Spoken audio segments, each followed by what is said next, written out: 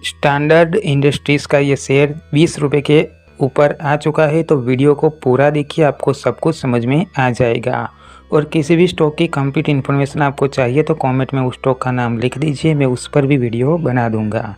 यहाँ पर देखिए स्टॉक की प्राइस बहुत तेज़ी से बढ़ी, लेकिन यहाँ पर इसका ऑल टाइम ओपन करेंगे। ये स्टॉक NSE और BSE के ऊपर लिस्टेड है। यहाँ पर देखिए स्टॉक की प्राइस कितनी है, यहाँ से थोड़ी सी बढ़ती है, फिर नीचे आती है, फिर थोड़ी बढ़ती है, फिर नीचे आती है। थोड़ा सा यहाँ पर लगता है तेज़ी आने वाली है, फिर से वो पेनी स्टॉक बनता है, फिर से थोड़ी सी प्राइस बढ़ती है और फिर से ये नीचे आता ही है। तो ऐसे स्टॉक के अंदर इन्वेस्ट करोगे तो आपको लॉस हो सकता है, ये बात समझिए। प्राइस अगर बढ़ चुकी हो तो बिल्कुल भी इन्वेस्ट मत कीजिए, नहीं लॉस हो सकता है, ये बात समझिए। और अभी के टाइम में देखा जाए तो शेयर की प्राइस यहाँ से थोड़ी सी बढ़ सकती है ऐसा लगता है, लेकिन इन्वेस्ट करोगे तो बहुत ही ज़्यादा रिस्क रहेगा।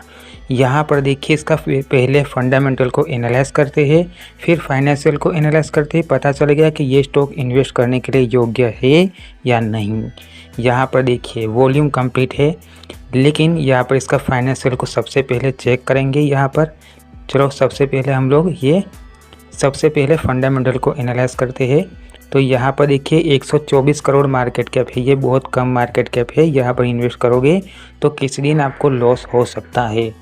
इतना ही नहीं, पी रेशियो देखिए नेगेटिव है। यहाँ पर देखिए ये कंपनी के ऊपर डेब्ट भी है, ये पेनी स्टॉक के हिसाब से 0.11 का बहुत ज़्यादा कहलाता है। इसका ROE नेगेटिव है, EPS भी नेगेटिव है, डिविडेंड तो मिलता नहीं है और इसका फेस वैल्यू 5 रुपये है।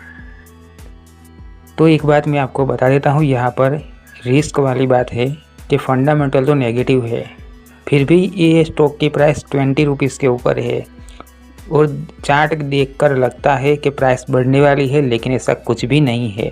फंडामेंटल तो पूरा नेगेटिव है। नेशनल को देखें तो यहाँ पर देखें रेवेन्यू काफ़ी अच्छा जनरेट किया है। क्वार्टरली तो देखें यहाँ पर क्वार्टरली तो काफ़ी लॉस भी किया है, तो यहाँ पर एक साल का कर देते हैं। अब देखिए रेवेन्यू धीरे धीरे हर साल रेवेन्यू जनरेट करना कम कर दिया है, तो ये एक नेगेटिव पॉइंट है। उसके बाद यहाँ पर देखिए कंपनी ने यहाँ पर 2022 में 185 करोड़ का प्रॉफिट जनरेट किया था। उसके बाद यहाँ पर देखिए 13 लाख का लॉस, 14 करोड़ का लॉस 2024 और 2025 में किया है। 2025 में 14 करोड़ का लॉस किया है। अब ये कंपनी लॉस में तो चल रही है, लेकिन यहाँ पर शेयर होल्डिंग पैटर्न के अंदर देखिए यहाँ पर ये पार्ट कि यहाँ पर FII का इन्वेस्टमेंट है। FII का इन्वेस्टमेंट यहाँ पर 38% है। तो यहाँ पर लगता है कि यहाँ पर FII ने यहाँ पर इन्वेस्ट क्यों किया होगा। थोड़ा सा यहाँ पर समझने वाली बात है, प्रमोटर्स की होल्डिंग कम है, रिटेल की भी कम है, यहाँ पर म्यूचुअल फंड की भी बहुत ही कम है, DII की भी यहाँ पर बहुत ही कम होल्डिंग है। लेकिन यहाँ पर एक पॉइंट है, FII का बहुत ही ज़्यादा इन्वेस्टमेंट है, तो इसका कोई तो कारण होगा। थोड़ा सा ये रिस्क लगता है यहाँ पर। अब इसके नॉन करंट एसेट्स को देख लेते हैं। तो यहाँ पर देखें नॉन करंट एसेट्स तो हर साल कम हो ही रहे हैं। इसका मतलब यही है कि देखिए 68 करोड़ के 2024 में नॉन करंट एसेट्स थे, 62 करोड़ के 2025 में। तो नॉन करंट एसेट्स हर साल धीरे धीरे कम हो रहे हैं, तो यहाँ पर रिस्क है। भले ही यहाँ पर FII का इन्वेस्टमेंट 38% है, लेकिन ये बात समझना ज़रूरी है कि स्टॉक का फंडामेंटल नेगेटिव है, फाइनेंशियल भी नेगेटिव है। तो ऐसे स्टॉक के अंदर इन्वेस्ट करोगे तो लॉस हो सकता है।